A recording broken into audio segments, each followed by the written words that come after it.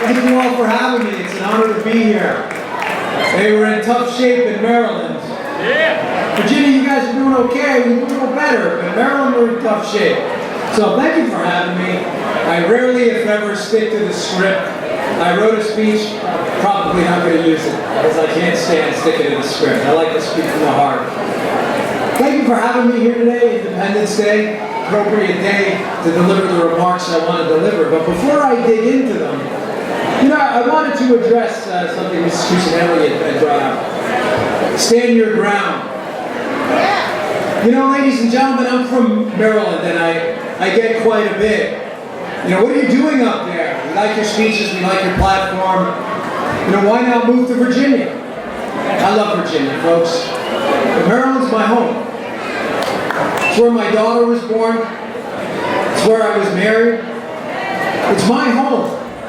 And I think in the world we live in today, where travel and technology and the world's become so big, the concept of your front door has been lost.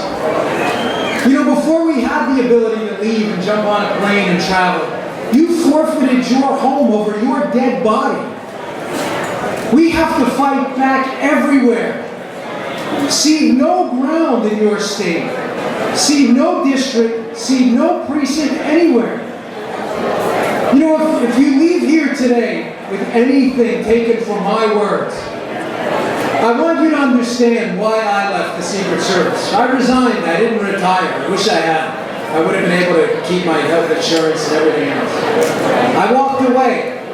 Not looking for anybody's pats on the back or anybody's sympathy. I walked away because I had to. But you know why? I understood the fight we're in. Do you understand the fight we are in right now? This fight we are in, folks, it's not about taxes. It's not. It's not about health care. It's not about school choice. It's not even about foreign policy. This fight we are in right now is epic. And it's a battle with an opponent who knows no limits. Ladies and gentlemen, the opposing side is playing for keeps. These people are not fooling around. I bring this up because the fight we are in is about freedom and liberty. The real freedom and liberty, not a talking point. These are very real things, folks. I was on the radio this morning up in Baltimore filling in for one of the hosts. And I was telling the story about how I think we've been misled by the fourth branch of government, our media, into really believing this is an argument over tax rates. I was at an event in Georges County up in Maryland not too long ago, which is a largely minority county. And as we were reciting the Pledge of Allegiance, and they were singing our national anthem, I looked around, and it didn't matter the color of your skin, where you were born, what God you prayed to. Everybody had their right hand over their heart. But why? What is that? You pledging allegiance to the cloth? No. Honestly, folks, you're not even pledging allegiance to the flag. You know what you're pledging allegiance to? You're pledging allegiance to an idea. Freedom and liberty, individual liberty, very real. Your ability to spend your money, to make your healthcare decisions, to govern your own family, to voluntarily associate with people is unique to this place.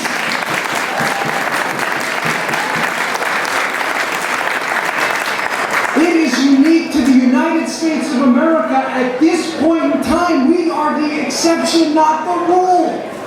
This is it. There is no place like this on earth. None. In my 12 years with the Secret Service, I've traveled every corner of the globe. I've got news for you. There is no second place. There is the gold medal here and everyone else. That is not a qualitative judgment on the character of the other children of God on this planet, but it is a qualitative judgment on a system of government. Our system of government is unique because that Constitution was written to limit them, not you.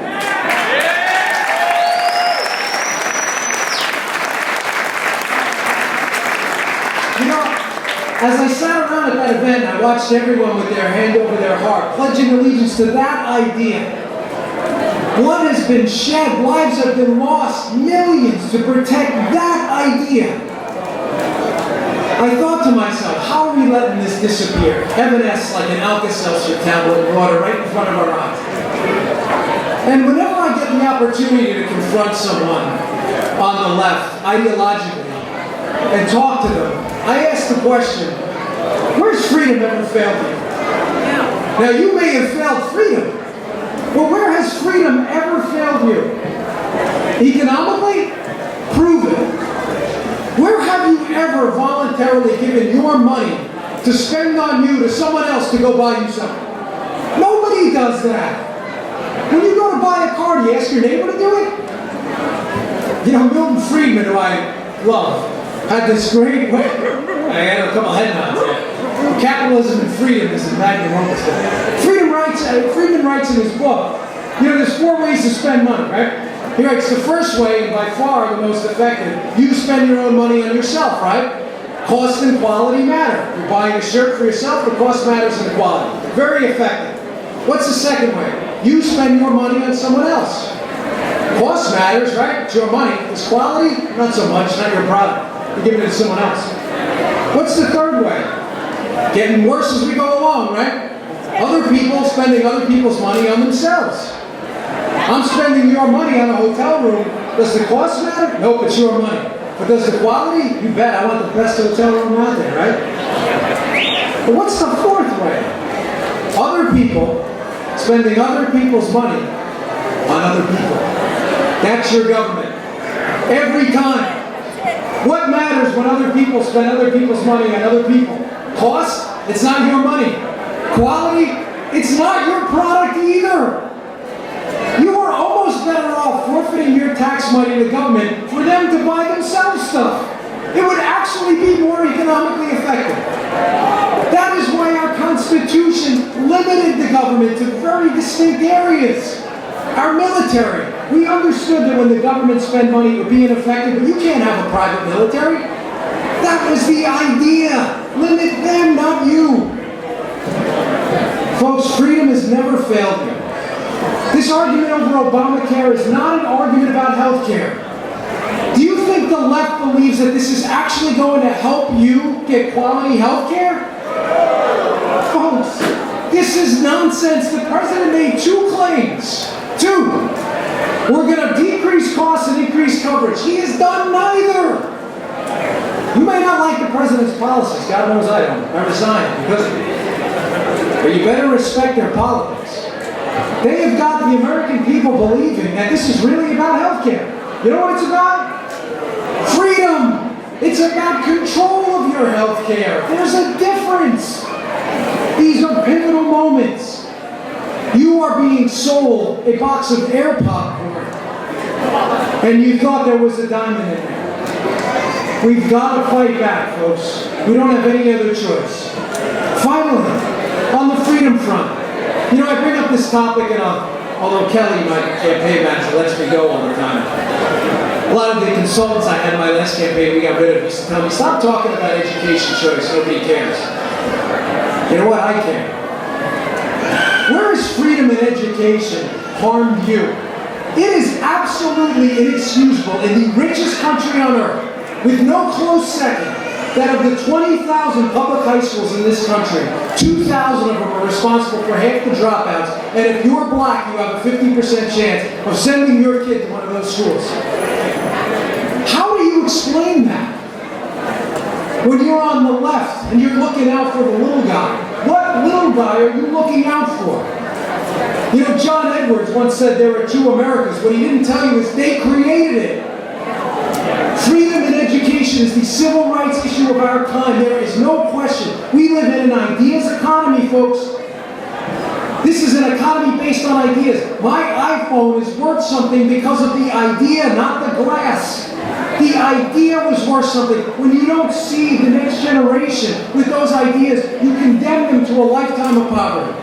But freedom has failed them because the government, failed freedom. Folks, there's power in now to change things. You have a pivotal election coming up. We have one in 2014. There's no power in yesterday. It's over. We lost. And we lost bad. Dust off. Yesterday exists in your mind and your mind only. It is a movie that plays in your head that no longer exists. There is no power in it. There's no power in the future either. There's apprehension. There's excitement. There is no power in the future. There is only power in the now. This very moment.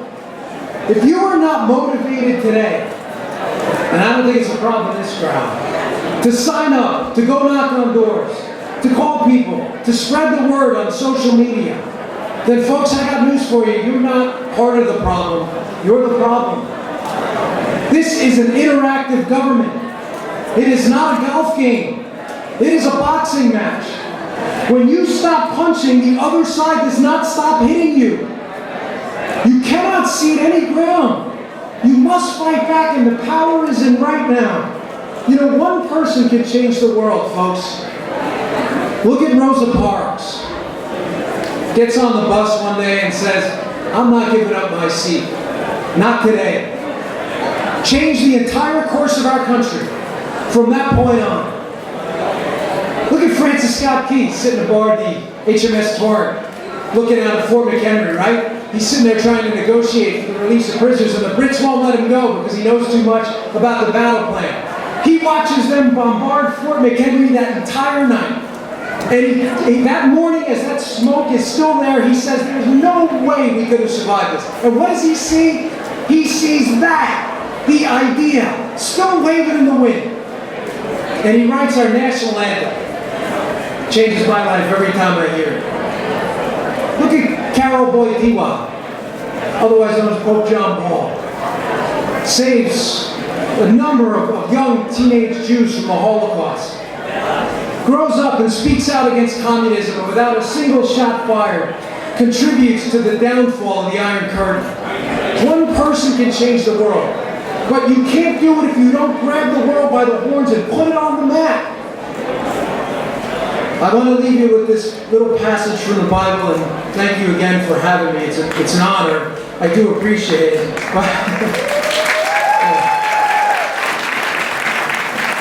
Soiree is my speechwriter, and I've never stuck to the script yet. One of these days, I promise I'm collecting them all. You know, when I lost the race for U.S. Senate in Maryland, it was tough. And as you can tell, I rarely, if ever, stick to the script. And I didn't have a speech prepared for my concession. No one ever wants to write a speech about losing. And typically, I just like to off the cuff, because I think if you really believe in something, you shouldn't have to write a speech. But I wasn't inspired. It's tough to be inspired in a loss. But I got a text that day from a friend of mine, and all it said was 2 Timothy 4:7. I got Bible passages all the time, and luckily I had one with me. And I looked it up. And it's a profound passage. You know, ladies and gentlemen, it says, I have fought the good fight. I have finished the race, and I have kept the faith. What I ask of you is, fight your good fight. Whatever that fight is, find it and fight it to the end. Finish that race. Please finish it. Don't ever give up. They are always chasing you. You have to run your fastest every time. Finish that race. And please, please, don't ever give up your faith. Thank you so much.